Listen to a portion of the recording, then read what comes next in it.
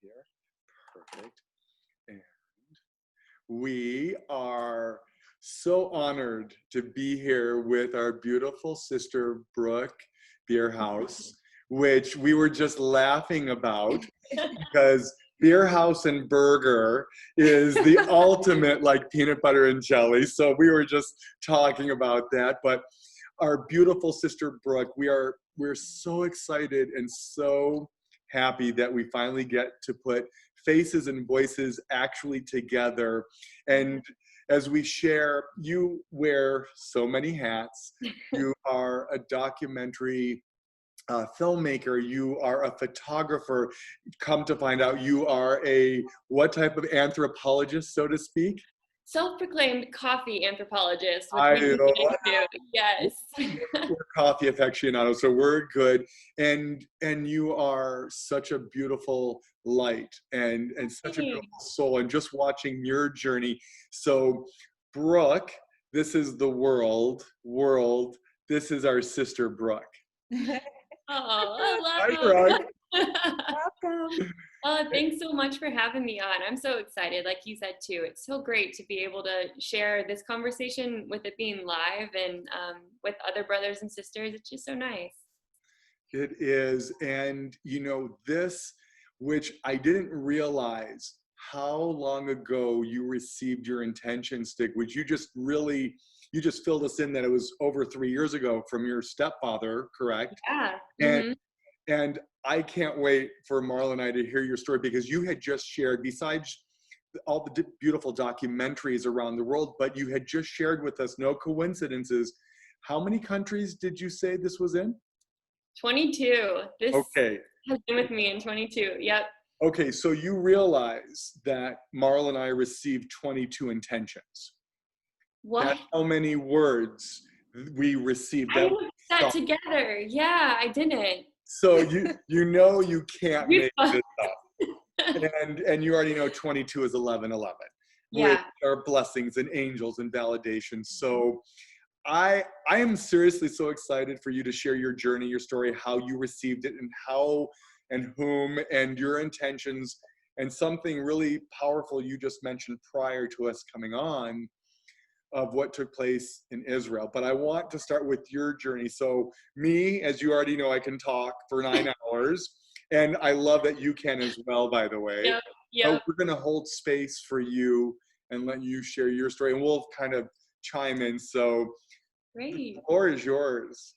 Oh, wonderful. Well, yeah, so that was a great setup, because in 2017, I took a really big leap of faith. So my first intention was courage. And that really did play an amazing part in that first step. My stepfather gave this necklace to me, didn't realize how much power it would have, just with daily lives and reaffirming my intention every day. And I was in between this decision of if I was going to start my documentary or maybe take a few other jobs and try to get more funding.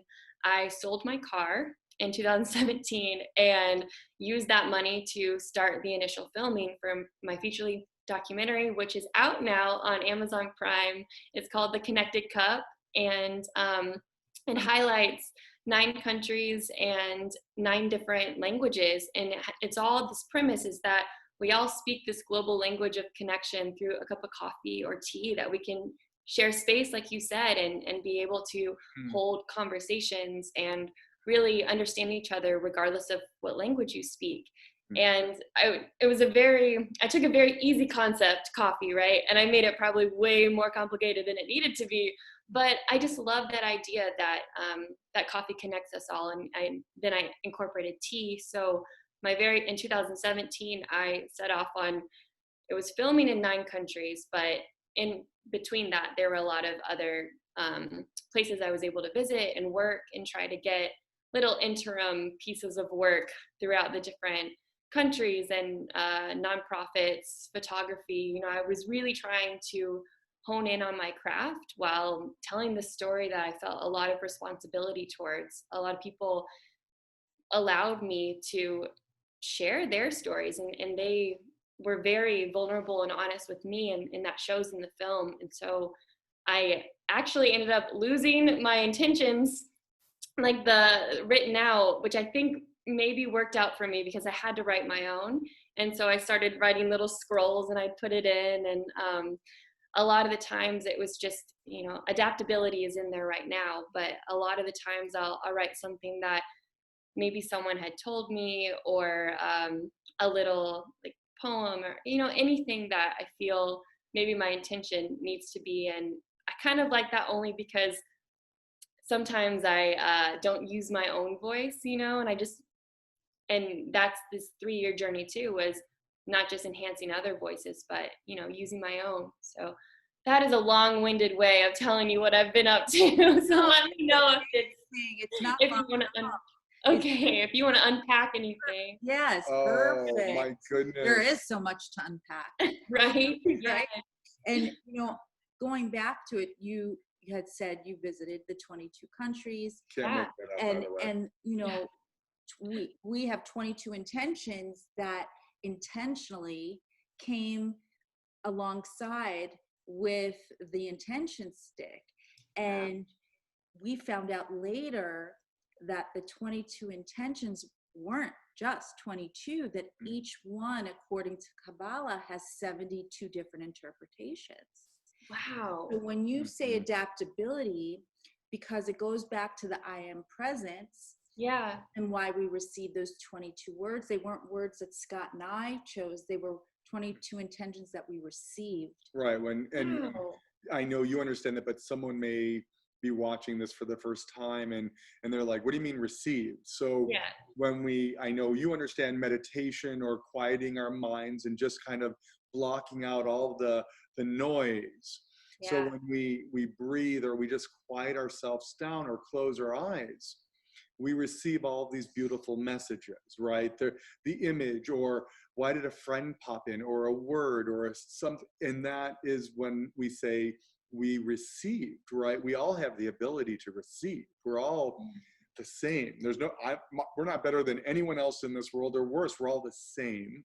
But I love that. So, well, I think where you're going is that because we all draw from the same source, right? We're all part of consciousness. Oh, I love that. Yes. And we're able to slow that down. We're able to receive information, right? The same place, as we say, where Beethoven received his compositions, or the same place where Einstein received his theory of relativity, is the same place where you receive all of your messages for what you need to do with your documentaries, your podcast, and and so forth. But I feel like adaptability is under the umbrella of Be Let It Be. Absolutely. Right? 100%. I was going to say that. We speak the same words. It's all good. Yeah, you've got to. That's apparent. You can see your connection. It's twin beautiful. flames, yin yang, soulmates, Bashir. It's all good. But I also love that word. It's intentional for you, and for a couple of reasons, because I also connected with the first intention you chose, which you said courage. Amazing. Yeah. And by the way, there's no by chance that over your shoulder there's an image of a lion. Exactly. And the lion representing courage and adaptability. Absolutely. So you are the lion. Oh, I love that. Yeah. It's so powerful. And we say that, by the way, to children when we're speaking to a 3, 4, 5, 7, 10-year-old little boy or girl. And when we're trying to explain intention or laws of attraction, they're not going to understand that. But when we say, do you remember the Wizard of Oz? And he always wanted courage. Yeah. And he had to receive that diploma of courage so he could be that brave lion. Yeah. And we say to the little boys and girls, it's same thing. You're going to put courage inside your intention stick, and you're going to be that lion, or you're going to be that superhero, Wonder Woman or Superman, and they get it. These children are so brilliant. Oh my goodness. They just melt our hearts, and it's incredible. So I don't want to go off on that, but yes, to answer your question, you already had adaptability with the Be Let It Be, and Marla was so spot on. But even the pure vessel itself has so much healing power and everything, because it's a mirror image of our own vessel. And we have to learn to remember to repair our own vessel, take care of ourselves, fill ourselves back up with everything we need for the journey, the 22 countries, the courage. I'm so sorry playing big father or big brother here for you, but the courage you had to sell your car, to go on this journey by yourself and travel the world and all these beautiful experiences. And I'd love to have you share from there, because I get so emotional and so excited. I'm the fifth child, if Marla would tell you. So share away, continue. Well, I think hitting back to that too, when I tell people, I was filming in 9 countries and actually filming and working in 20 of the countries throughout this time, a lot of them have this idea of a film crew, or that I was with other people, and I had to wear all the hats. As my very first, this is truly, the Connected Cup is my baby. It's like my first real art that I put out into the world. And I was alone for a lot of it. I worked with some fixers in countries, especially with translations. I wasn't able to have interviews of substance, without a translator. And so I really had to try to figure out, how am I going to make these connections and really show authenticity with someone when I have to go through someone else, right, to actually say something. And so it's interesting. I didn't really put 2 and 2 together until you guys were talking, but a lot of the times, what comes to mind most was in Ethiopia, in Tanzania, and in Japan, and then of course in Israel, but we'll get to that. I would have a lot of the people that I was interviewing and talking to would want to touch the intention stick, and they're so confused as to what was in it. And so sometimes I would even take off my necklace and show them the piece of paper. And I had one woman in Ethiopia who later on, I saw her the next day, and she had looked through, and I showed her the piece of paper, and she came over in a tiny little piece of paper. She wrote down an Amharic word for me, which I think was probably the translation of what I'd shown her. And so for a long time, I had an Amharic word in there, but just, it was the essence of her, right? She made such an impact on me. And so when I touched it, I thought, gosh, like, this woman is just, she was a coffee farmer, did so much around in the wild coffee forests of Ethiopia, so these mountains, and she took care of all of her kids, and she just had such a, I don't know, just had such a presence, right? When you meet someone that has that, I don't know what you call it. It's just, you can't put a name to it, I guess. But so for a while there, it was in the intention stick. Oh my goodness. Like a guardian angel. Yeah. I felt just pure love. Yeah, the angel watching over you, and that's so beautiful. And oh my goodness, that's incredible. And it very special. Carries a lot of energy. Mm-hmm. And so it becomes almost like your thumbprint on the world, your blueprint on the world, right? Yeah. Stick, and so it's like your cup, right? Your holy grail, your own vessel. And so when someone else, brings more energy to it, it really becomes so important to our own souls, right? Because it carries much of that energy. And I love what you're going to share next, because that just warmed my heart earlier when you were in Israel. But you, from there, you went to Israel. Was that correct? No, so Israel was last September. So the Connected Cup had already come out, but I went for a different project. I was working in the West Bank on women and technology, and just a lot of female empowerment, and just women doing incredible things, which I am a proponent of. And so we are too. Yeah, in Israel, when I was staying with a friend in Jerusalem, I noticed the mezuzah on the door, and it looks very, very similar, to the intention stick. And I had a lot of people that wanted to touch it and thought that I was walking around with my mezuzah, and I thought that was really interesting. I didn't really know the background. I'm not Jewish, and so I didn't quite know, and I looked it up. And the mezuzah, when you walk into a doorway, you touch it, and it reaffirms the prayer and having, a guardian angel or a God, someone watching over you.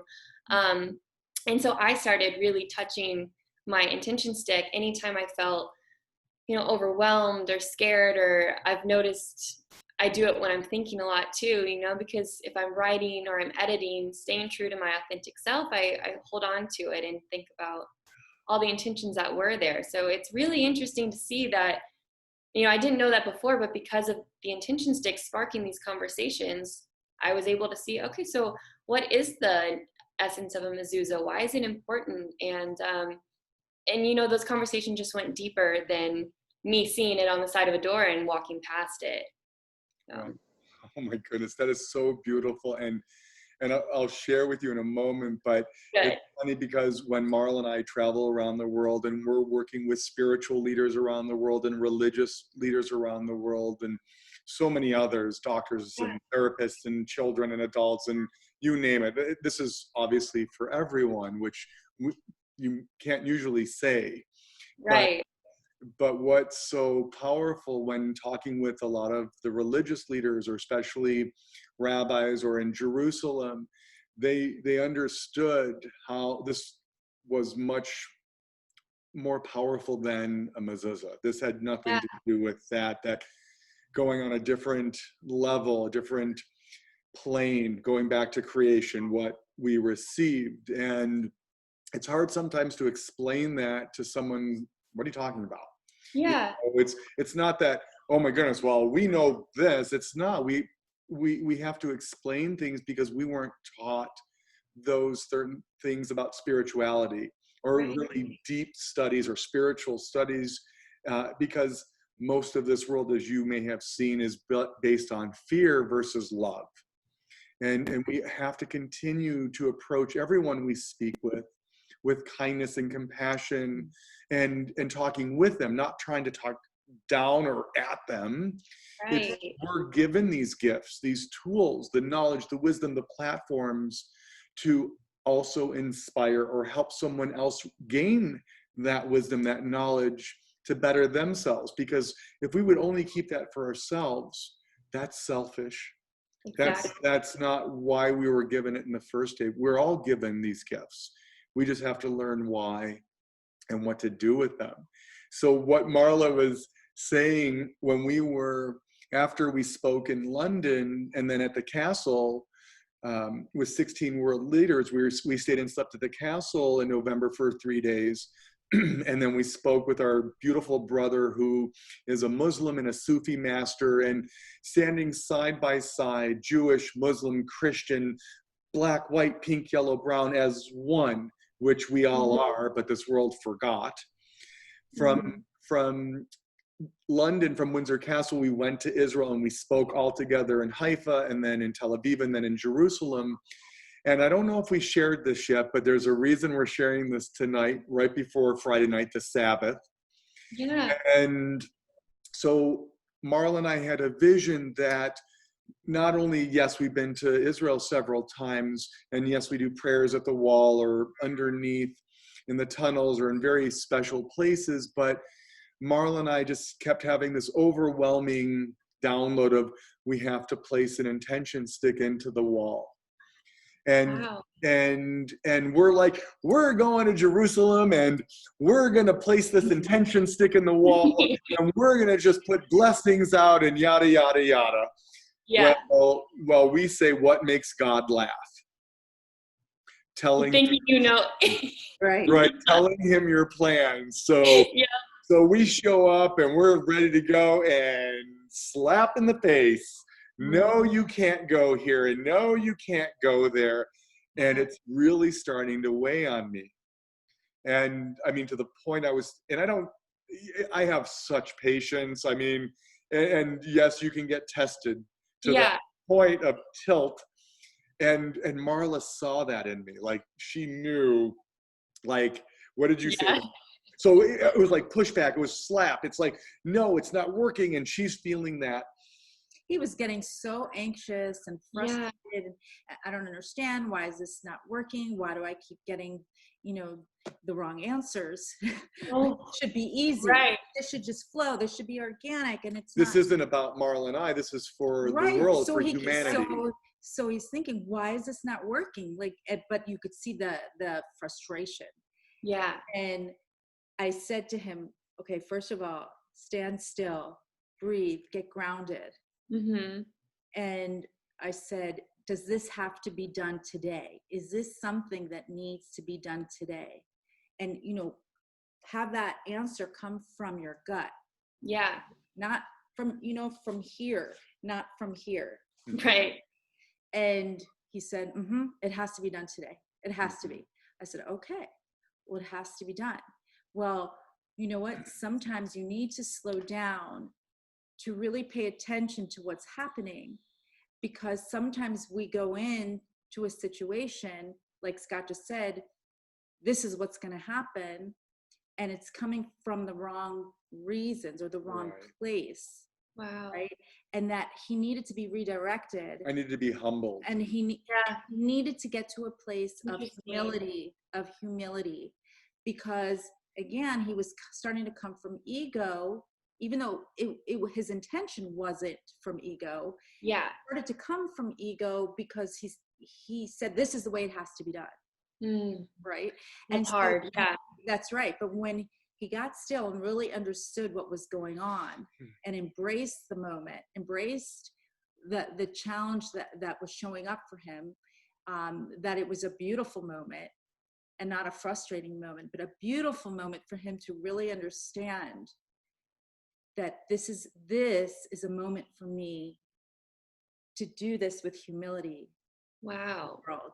And remember to come from that state, not from that state of ego or power.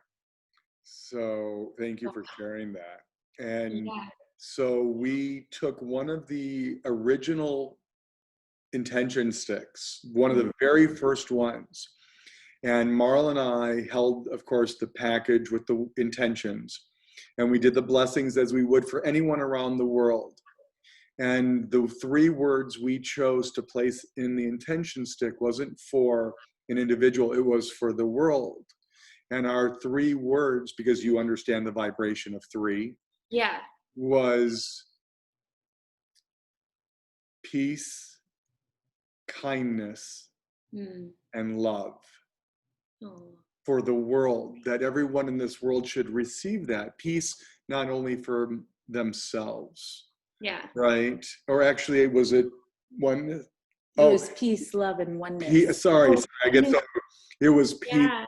Peace. So peace in every country, in every nation, brothers and sisters. The love, the unconditional love for everyone in this world, but for them to truly love who they are first, so they can love another brother and sister. And then, of course, thank you. The oneness is what this is all about, to unify this world, to bring us back together as one. So even though we are already one, we just forgot. We are a part of a collective whole. And I sat down to a very special place in the wall. And I found the perfect place and placed the intention stick into the wall in Jerusalem. And I stood just against the wall, sending out blessings for every man, woman, and child in this world. And just that these intentions, that these blessings should be answered, that every man, woman, child should receive that peace, love, and oneness, to understand we're all here to help one another, to treat everyone the same, to finally understand there's no one better than anyone or worse than anyone, but we're here to help, we're here to serve. And that ultimately brings us our bliss, our happiness. And we just have to show and remind this beautiful world, when we can let go of those reins and surrender, right? And trust the journey. Wow, watch the miracles unfold. Versus, as Marla said, this is this. And if we can just learn to get out of our own way, the miracles unfold. So sorry, I just wanted to share that, because I'm so glad you did.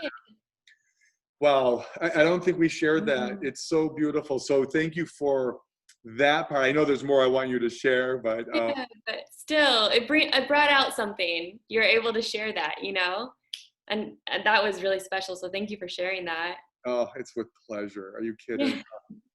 And I'm usually crying. Yeah. Because she actually captured it on film when we were in Jerusalem. Oh, wow. You know, the women's side, you have to be separated from the men's side. Yeah, So I was going to ask you how you did that. yeah, so before I went down on that journey, she filmed those emotions. And then when I came back up, she filmed me to have her explain what took place. So we'll share that soon as well. It was very powerful. Wow. So what next? What was the next part of your beautiful journey? Yeah, well, I do want to, what you said also, it hit on something that I think that you'll appreciate and want to hear. And that's going back to when you said, being able to give and to love one another is such a special feeling. That person, when you're able to give, you feel so good. And I had a really, I think, pivotal moment, learning lesson, again, in Ethiopia, but it was in Lalibela, which is the Jerusalem of Africa, where the 11 monolithic or 13 monolithic church structures, which is incredible. So there was already some spirituality there. But I had a hard time taking any type of help, really, because I felt like I was taking so much from the people in Ethiopia that I was in interactions with and filming. And I just, when they wanted to have me stay at the house, or, you know, you can offer a beverage or something, I was very quick to say, no, thank you. Like, I can't take it.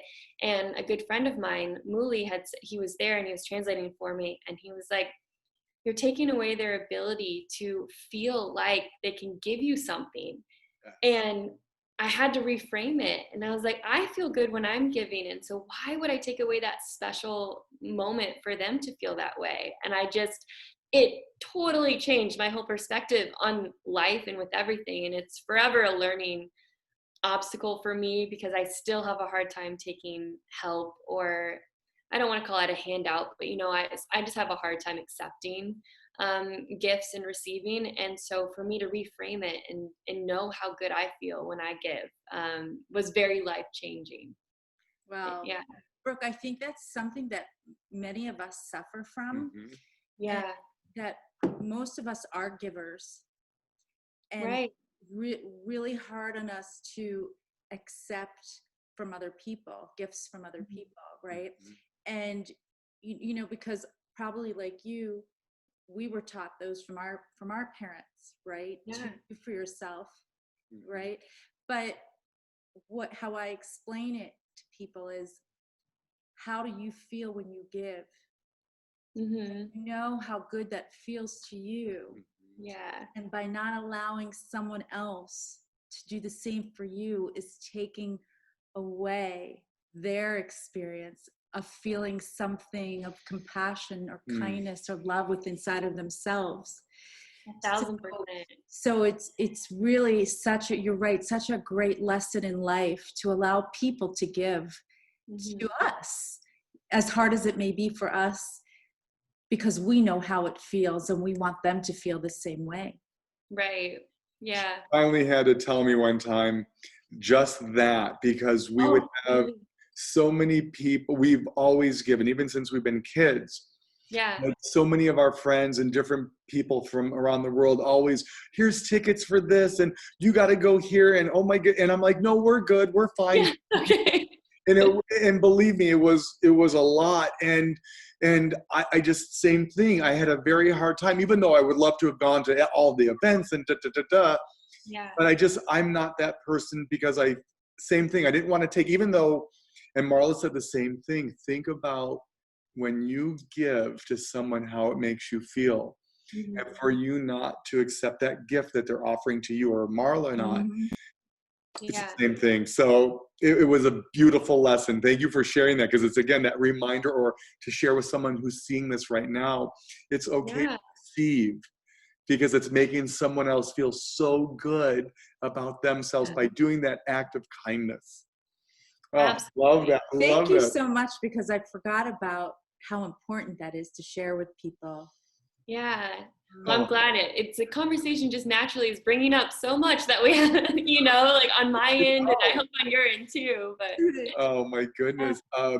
And what else Brooke, tell me more. Tell me how this, on your journey, I know the courage you had, the just the success, of course, the be, let it be, for the adaptability, the love. Right. I mean, you realize, I think, and if not, I'm going to share this, but what Marla and I share with most is that it's not just your beautiful intentions you wear in your intention stick. Mm-hmm. Those are being felt by the tens of thousands around the world wearing theirs. And you're also receiving all of our beautiful blessings and intentions, because as we said, we're a part of this collective whole. And this amplifies that love, that energy, these intentions. And it is being felt around the world because our hearts not only put out a measurable energy within a mile radius, we're seeing it now transferring on the other side of the world, the impact from one to another. It is so powerful. And it's just, what I mean by this is that we're affecting the area, the cities, the countries, the towns that we travel to. Just us being there, whether we know it or not, we're bringing that courage, that light, that love, those blessings to those villages, those countries, wherever. So it's so powerful. So, oh my goodness, I just saw what you just did while you traveled around the world. It was unbelievable. Like, wow, I didn't know that. Thank you. Yeah, well, also stemming from that, this is a story that I hadn't been able to share. And again, you talking brought it back up. So I love here it is. But, even that feeling, this is so interesting. I know you're going to love it. So I was in Nara, Japan, and it's where the deer roam free. So it's got the wild deer everywhere. And there was a woman there who had little snacks, and she was probably 60 or 70, but spoke wonderful English. And I think she's from Nara, but she's definitely Japanese. And we were sitting together, and she was telling me the little things that you can do with the deer and to feed them. And so she probably saw how excited I was and was like, okay, this girl is a little too excited about deer. But we got to, we got to talking. And so she told me a little bit about her history and some special places I should visit in Nara. And there was something weighing on her. And so I just kind of asked, I was like, why are you out alone today? Just wondering, because sometimes it looked like she wanted a companion. And so I asked her for tea after, and she was very quick to say yes. And so that's where I bridged that question of, why are you alone today? And her father had passed just a little bit earlier, and he was like 110 or an insane amount. And so when she was sharing with me, it wasn't so much that she lost her father. It was that the amount of time now that she has left, where she's like 40, if she lives as long as her father, she's got these 40 years of for so long I was taking care of him. So what am I going to fill this with? And I had courage in here again. And she kept looking at it, and she had touched it a couple times. And I said, would you like to put it on? Like thinking I'd just give it to her. Honestly, I felt that connection to it, and she put it on, and she held it for a second, and told me it just felt, she's like, there's an energy here. I can feel it. And so she left it on for the rest of the day, gave it back to me because she didn't want to take the jewelry. But it was really interesting because I haven't shared that moment. It was just a very quick encounter that her and I haven't been in contact since, but you know how that is when you're traveling. But it was just a very special moment where you could see that this had its energy, and it has a way of sparking something that you need. And I don't know if courage is what she needed or what it was, but she felt it. She got it. So I'm feeling it right now. Yeah. That is so beautiful. And you opened her heart. You really did, because it was closed. Mm-hmm. And what maybe someone doesn't understand, when we talk about, what do you mean your heart was closed, or what do you mean your heart was open? Well, our heart walls, spiritually, let's say, like rest of the world, are usually up to protect from all the negativity and the junk trying to come in. Yeah. Right? So when we put this in, and when we understand our heart walls lower, our hearts open to receive those blessings, those intentions, and she received your courage, your letting go of things, the collective, and you gave her the biggest gift you probably can imagine, and you don't even know it, but she gained that day, because Marla and I say every one of these has its own heartbeat. Oh, I like that. It becomes a part of you, your energy, your essence, wow. And you transferred that to her in that moment, or however long. And this is why, people think, woo, I'm going to win the lotto, or woo, and it's not. It's actually science. It's the third law of physics, law of motion. We work with so many different people in the world, and, the skeptics out there. What do you say? Yes, that just because you're a skeptic doesn't mean that it's not happening. Just because you can't taste it or touch it or see it or feel it doesn't mean that it's not a miracle. Right?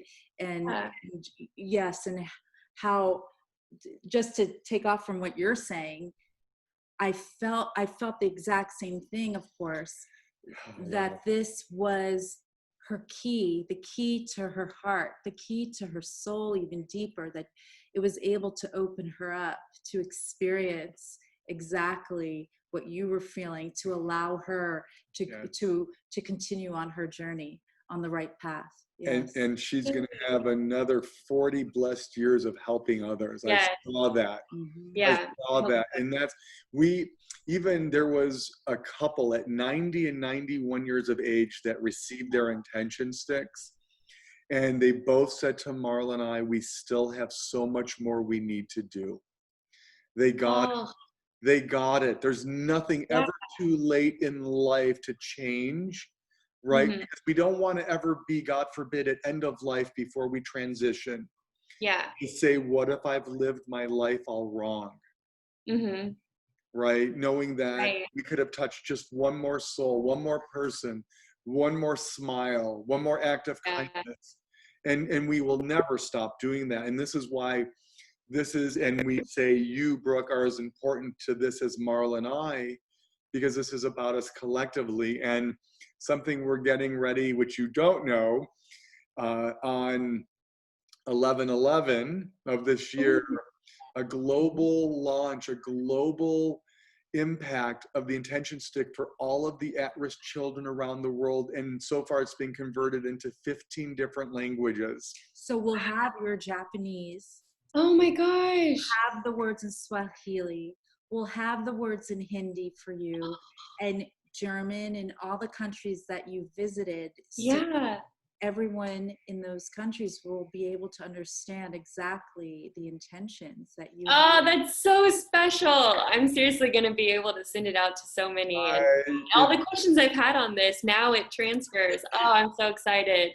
And that's why we say this is for everyone. This isn't about Marla and I or you and this is for everyone collectively and for generations to come, because we say it is about the children and the grandchildren and the great-great-grandchildren growing up living a life of intention. Yeah. Because it's going to eradicate all the negativity and hatred in this world, and know that the umbrella will come under love versus fear. Yeah, absolutely. And I love you sharing your beautiful stories. And what I also want to say is that think of this on a level of peace, because what you were able to do was connect with her and the other woman in Ethiopia, or those in Israel, by wearing your intention stick. And if you see someone else around the world and you see them wearing an intention stick, right away you're connected. Yeah, absolutely. No matter what your differences are, you know right away you're on the same mission. Soulmates, right? Yeah. That you're like-minded. You have the same dreams. You have the same beliefs. That you want to heal your own soul and live in that light, right? Yeah, absolutely. Yeah. I don't know how it's going to be after with coronavirus, but if I see someone traveling with the intention stick, I'm going to hug them right away. I love it. I love it. Well, Yeah. anything you want to ask Brooke? Or I know you shared so much, but maybe this is good. It just saw it again because we always ask this beautiful question. For someone maybe that doesn't know about the intention stick, how would you share that with them if they wanted to understand a little bit in your words of what this has done for you, or how this would inspire or help them get through their challenges? Absolutely.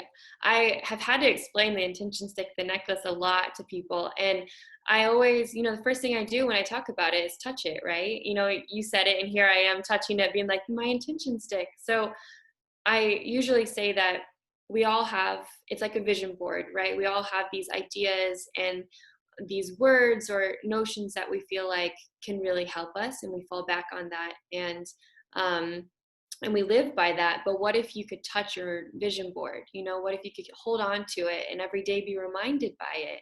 And when that happens, for me, it was very special. And I said, for every person, it's different. Like you said, what are your intentions and what are your visions? And then you just are grounded. I mean, I'm sitting on the floor here because I'm grounded when I sit on the floor, right? But that's also, I'm grounded when I touch something and it's physical, and I can really see it in the world rather than just up on a board.